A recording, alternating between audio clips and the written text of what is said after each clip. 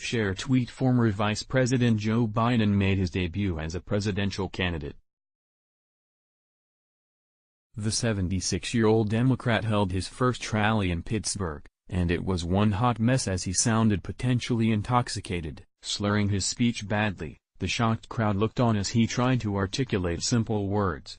"Don't miss this."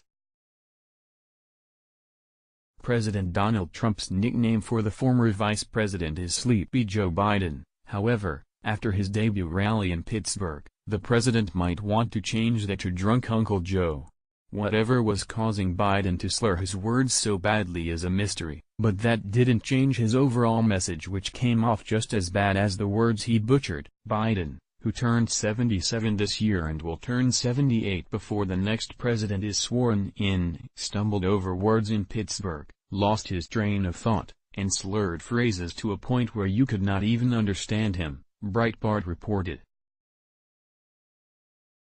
What's more, despite some impressive plastic surgery on his face, Biden's hair has passed the gray stage to enter the decrepit stage where it's so white it looks brittle.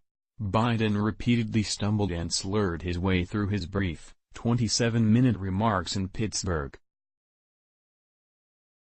His almost every sentence was peppered with verbal stumbles.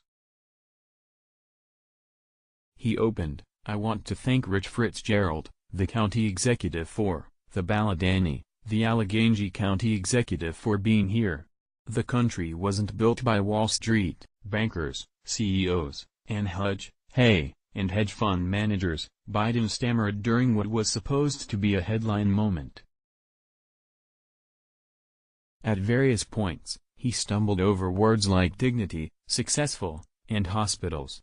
Occasionally, words were entirely indecipherable. As this video shows, Biden's message was just as troubling as his performance. With the economy booming, the two-time presidential loser can't run on a failed economy or high unemployment rates, so his advisors decided he would tell Americans we need to change how we define a good economy.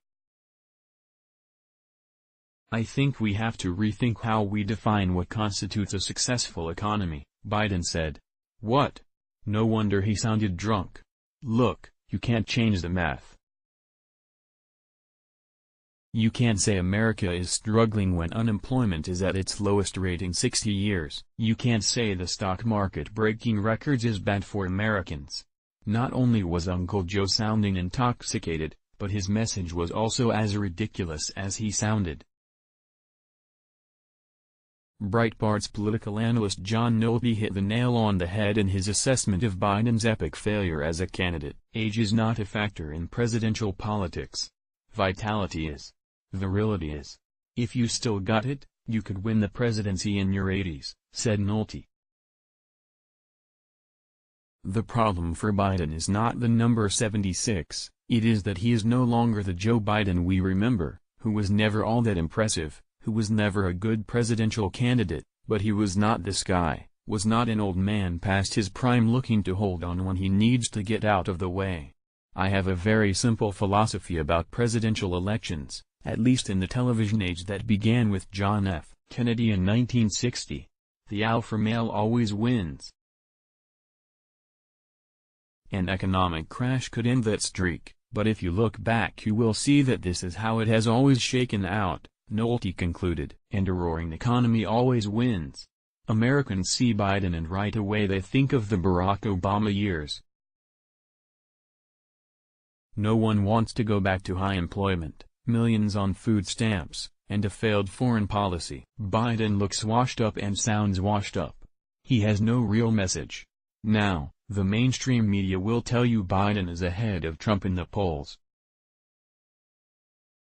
Well, we won't be fooled by these so-called polls again. The New York Times had Hillary Clinton at 85% and Trump at 15% on Election Day, which they said was based on the latest national and state polls. Hey, maybe Biden had a bad day Monday, but over the last few weeks they have all been bad days, and this frail old man who showed up in Pittsburgh has no business running for president. He is already a two-time presidential loser, and now he's just too old. It's not an age thing, more than it is an energy thing.